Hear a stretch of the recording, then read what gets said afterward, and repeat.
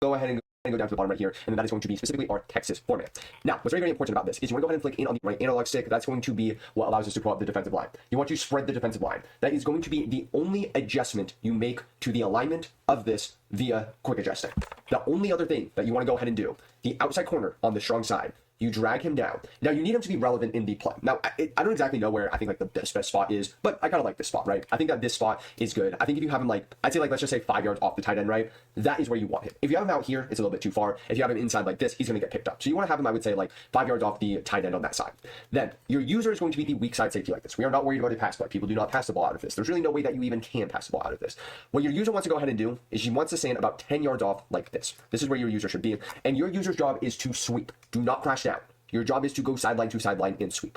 When you go ahead and hike the ball right here on offense like this, you will see that defender on the outside just comes in untouched. Now, again, the big thing about this, because it's almost tough to see because he actually really comes out of nowhere right here, so I'll go ahead and hop into instant replay for a second. My user is just going to the outside, right? If for whatever reason this is a broken tackle, because that can happen, right? You just need players to be able to rally to the ball, and your safety should be that back side of the defense. I'm going to go ahead and now reset this up like this. Boom, boom, boom. I think let's go ahead and move him in a little bit more. I think that's the sweet spot for him. And again, the rule of thumb, by the way, it's better to have him a little bit too far outside than inside. Very good rule of thumb to have. Go ahead and make sure our line is spread, Texas format like this.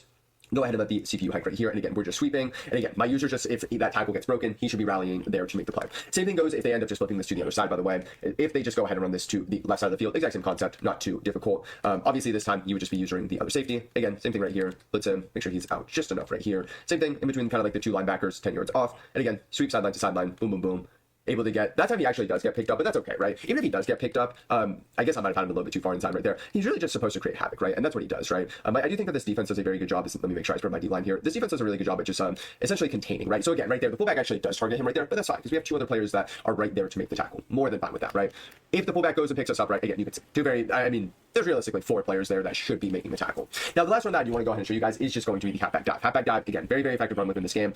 And I guess it's actually not halfback. It's called halfback lead dive specifically. And this is the big reason why we spread the line, by the way. I do think the spreading of the line makes a huge impact. So again, we're going to do the same thing, by the way, because obviously you can't really guess if they're running dive or not. So you always have to have the same defensive look no matter what.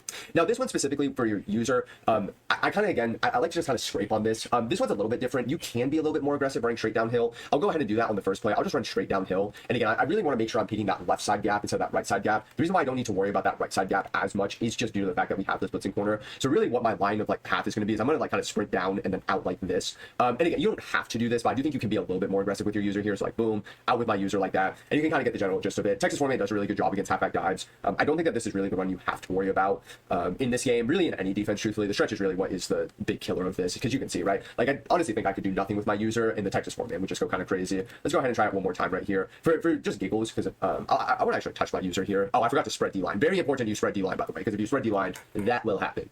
Spread D-line, boys. Don't do what D-Croft just did. Spread D-line. If you don't spread D-line, that will very consistently happen.